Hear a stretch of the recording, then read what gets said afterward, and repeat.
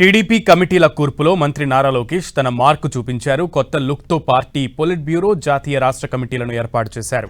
కొంతకాలంగా మండల పార్టీ అధ్యక్షులు, క్లస్టర్ ఇన్ఛార్జ్లను పార్టీలోని కీలక స్థానాలకు తీసుకెళ్తానని లోకేష్ ప్రకటించారు.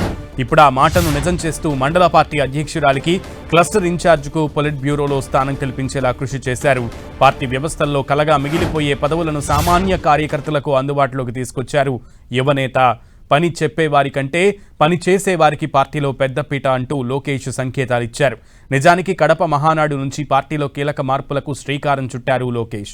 కార్యకర్తే అధినేత అనే నినాదంతో ఏడాది కాలంగా పార్టీని కొత్త తరహాలో పరుగులు పెట్టిస్తున్నారు. ఈ నినాదాన్ని పార్టీ విధానంగా మార్చుకునేలా ప్రణాళికాబద్ధంగా వ్యవహరించి సక్సెస్ సాధించారాయన. పార్టీ ఆవిర్భావ దినోత్సవం నాడే తన ఐడియాలను అమలు చేసి పార్టీకి ఫ్రెష్ లుక్ తీసుకొచ్చారు.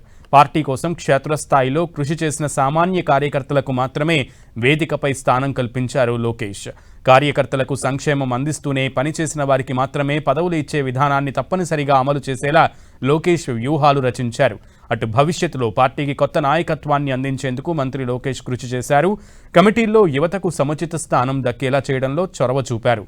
రాజకీయ నేపథ్యం లేకుండా పార్టీ కోసం పనిచేసిన వారిని, విధేయులైన సామాన్య కార్యకర్తలను గుర్తించేందుకు ప్రత్యేక వ్యవస్థను ఏర్పాటు చేశారు. సీనియర్ల సూచనలు, జూనియర్ల దూకుడుతో పార్టీని సమర్థవంతంగా నడిపేలా లోకేష్ వ్యూహాలు రచించారు.